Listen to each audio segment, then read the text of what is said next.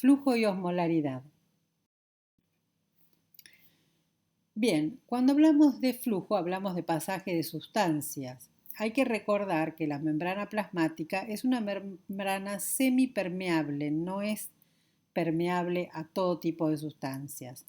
Algunas sustancias van a pasar sin problema, como es el caso de los gases, el oxígeno o el dióxido de carbono, por ejemplo, y otras sustancias van a requerir de transportadores o canales o no van a pasar tan fácilmente. Bien, el pasaje de sustancias lo llamamos flujo. Puede pasar agua, iones u otras partículas de materia y este flujo puede ser unidireccional o bidireccional. Normalmente el flujo es bidireccional, que implica un intercambio de materia y energía a uno y otro lado de la membrana. En la materia lo que tenemos son los iones y el agua y cualquier otra sustancia que querramos pasar, puede ser glucosa, cualquier cosa. La energía, el intercambio de energía, está dado por las cargas eléctricas que tienen esos iones. Nosotros vamos a tener cationes y aniones. Entonces, los cationes con carga positiva, los aniones con carga negativa van a pasar para uno y otro lado de la membrana y van a generar un equilibrio o desequilibrio eléctrico según cómo estén las cargas de un lado y del otro lado de la membrana. Además, en el líquido extracelular tenemos oxígeno, glucosa, aminoácidos, lípidos y todo lo que encontramos en el líquido extracelular lo vamos a llamar medio interno. El manejo iónico, hay que hablar dos cosas. Primero que los iones se miden, la concentración de los iones, se mide en miliequivalentes por litro. Cuando hablamos de iones y damos valores, hablamos de miliequivalentes por litro. Y los iones, tanto los cationes como los aniones, hacen un manejo iónico del agua. Es decir, por esa característica que era esa propiedad de osmóticamente activos, los aniones y los cationes pueden arrastrar agua consigo. El sodio, que es el principal catión del líquido extracelular, maneja todo el agua del extracelular.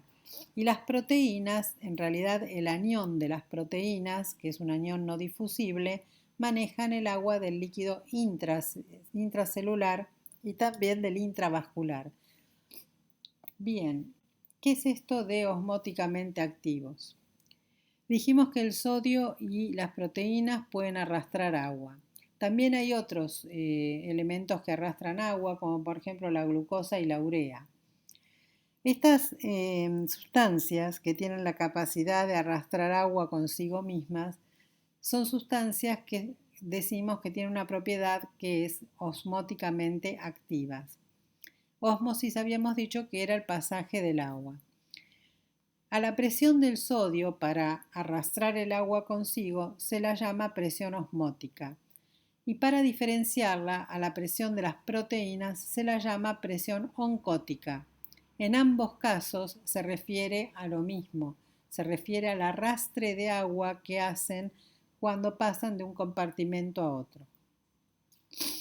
Luego tenemos dos definiciones, una es flujo de desplazamiento, que es la cantidad de sustancia o de partículas que pasan por una sección por unidad de tiempo, mientras que la densidad del desplazamiento es la cantidad de flujo que pasa por una sección por unidad de área.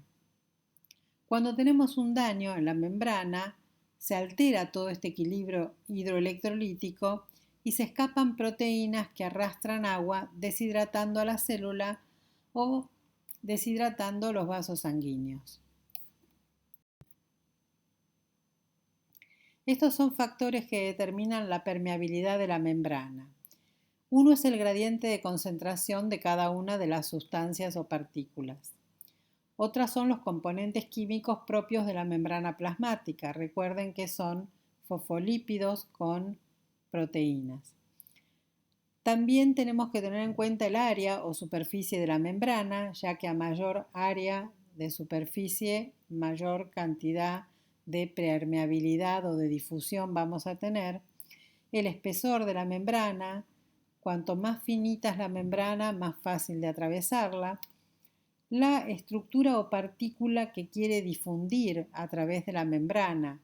No es lo mismo que pase un gas, como el oxígeno o el dióxido de carbono, que pasa fácilmente, a que pase una proteína que por su tamaño no pasa. O bien los iones, que puede ser que pasen o no, dependiendo de su gradiente de concentración a uno y otro lado de la membrana y de su carga eléctrica. No nos olvidemos que los iones tienen también carga eléctrica. Y después vamos a ver más adelante qué es el coeficiente de partición y cuál es el coeficiente de difusión. El endotelio vascular es una membrana también formada por células endoteliales, es una sola capa de células, y dijimos que cuando había daño en cualquier membrana, entre ellas el endotelio, se escapan las proteínas. En este caso se escapan las proteínas que están adentro del vaso sanguíneo y arrastran agua desde el compartimento intravascular al intersticio o el compartimento intersticial, que es lo mismo. Este intersticio se llena de agua, se forma un edema, causando lo que conocemos como formación de tercer espacio. En algunos casos ustedes van a oír hablar de formación rápida de tercer espacio. Puede ser lenta o puede ser rápida. Recordemos que en el intravascular tenemos la sangre, ¿sí?, que está formada por el plasma, que es el elemento líquido, y las proteínas y todas las células de la sangre, glóbulos rojos, glóbulos blancos, las plaquetas, etc. Bien, las proteínas del intravascular van a ejercer su presión oncótica por esa propiedad de ser osmóticamente activas, controlando el agua de este compartimento. Si las proteínas salen, arrastran agua con ellas, se produce el edema y la formación de tercer espacio y a la vez me dejan los vasos sanguíneos con hemoconcentración, la sangre muy concentrada porque le estoy sacando líquido y me van a quedar ahí adentro elementos formes de la sangre que son las células y va a quedar muy concentrado.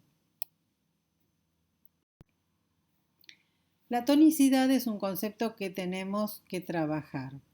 Tiene que ver con dos cosas. Tiene que ver, por un lado, con la concentración de solutos que yo tengo flotando en un solvente. Eso se llama solución.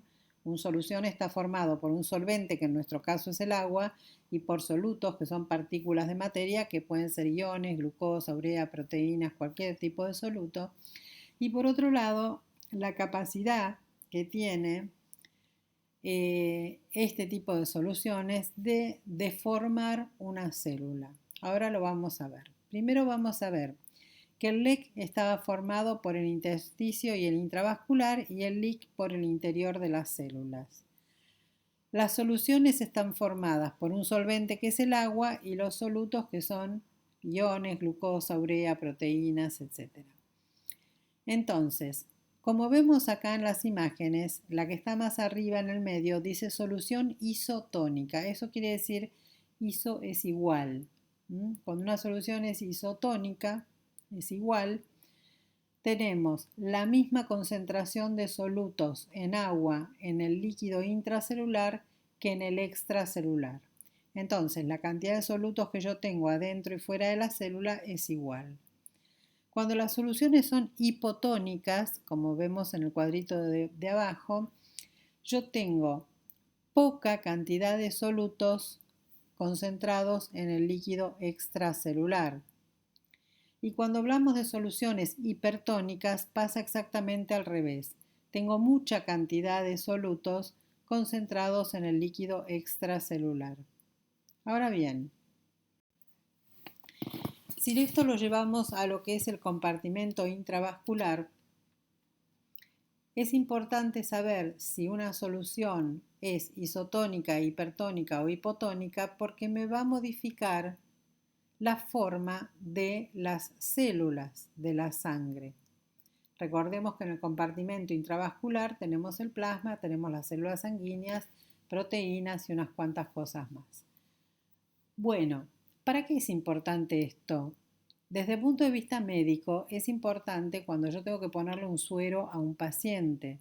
Yo voy a necesitar que ese suero tenga la misma tonicidad que el plasma, por ejemplo, para que no me altere la forma de las células.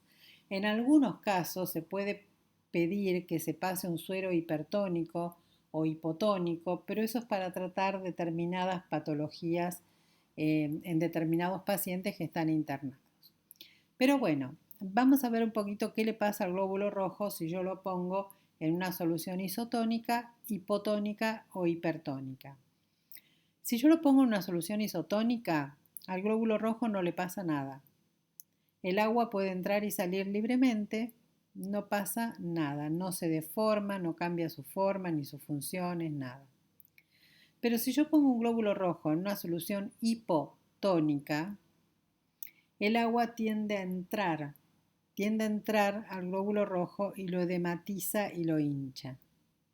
Incluso se puede romper.